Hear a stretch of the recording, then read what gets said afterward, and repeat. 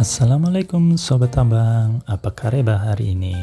Selamat datang di channel Dunia Alat Berat.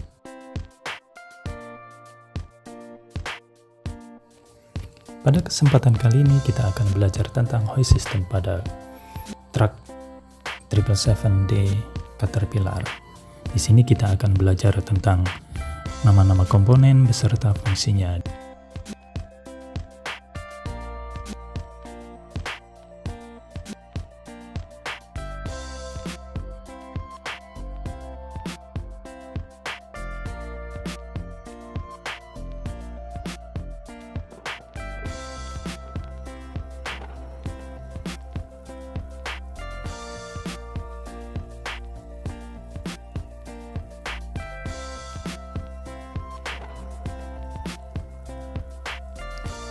Hoist system pada Caterpillar 777D dirancang tidak hanya untuk memudahkan operator dalam menaikkan dan menurunkan dam body, tetapi juga dilengkapi dengan fitur-fitur keselamatan, sehingga operator bisa bekerja dengan aman dan nyaman. Untuk memudahkan dalam memahami hoist system, kita bisa membagi komponen-komponen di dalam hoist system menjadi dua kelompok bagian. Yang pertama adalah electronic component, dan yang kedua adalah hydraulic component. Electronic component pada hoist system terdiri dari hoist lever sensor, body up switch, transmission ECM, rise, dan lower solenoid. Hoist lever sensor terletak di sebelah kiri operator seat. Ada 4 posisi yang disediakan oleh hoist lever sensor, yaitu rise, hold, float, dan lower. Hoist lever sensor akan mengirimkan signal dalam bentuk pulse width modulation atau PWM ke transmission ECM, sehingga ECM dapat mengenergis rise solenoid ataupun lower solenoid sesuai posisi dari hoist lever sensor. Nilai PWM yang dihasilkan oleh hoist lever sensor dapat kita baca melalui cat monitoring system ataupun melalui electronic technician.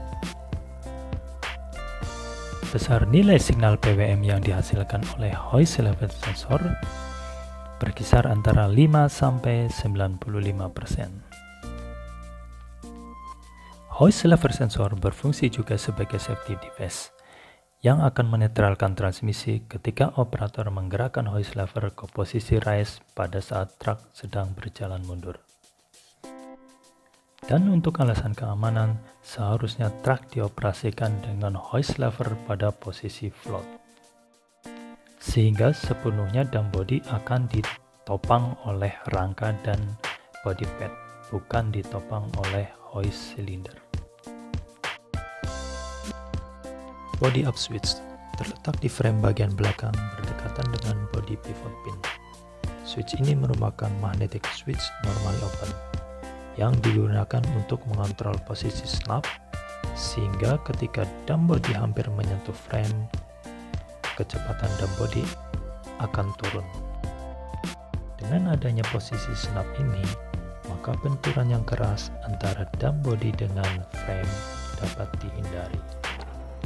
Switch ini juga digunakan untuk membatasi maksimum top gear dari transmisi ketika dam body dalam posisi rise.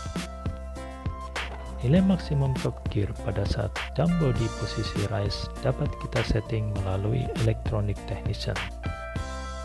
Nilai default yang disediakan adalah 1–3.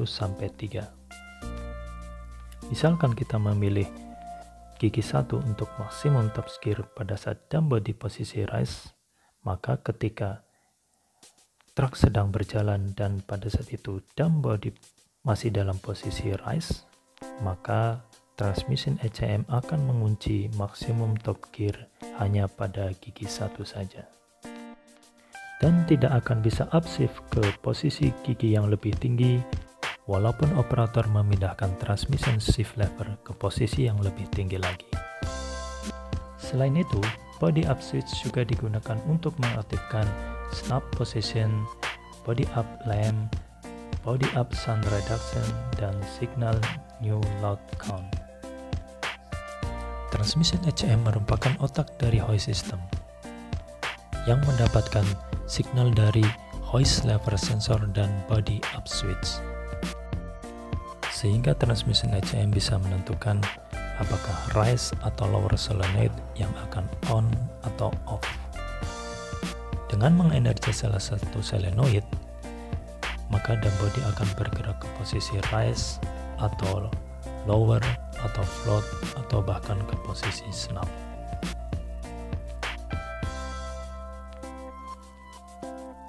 Rise dan lower solenoid terpasang di sebelah kanan dan kiri hoist control valve. Hoist solenoid menerima arus listrik dari transmission ECM ketika transmission ECM menerima input signal dari hoist lever sensor. Besarnya arus listrik yang menuju hoist solenoid akan menentukan seberapa banyak palet oil yang akan di-drain pada pilot spool, sehingga akan menggeser posisi hoist control valve spool ke arah rise, float, ataupun lower. Itulah nama-nama dan fungsi komponen pada electronic hoist system. Terima kasih sudah menonton video ini dan mudah-mudahan bisa bermanfaat.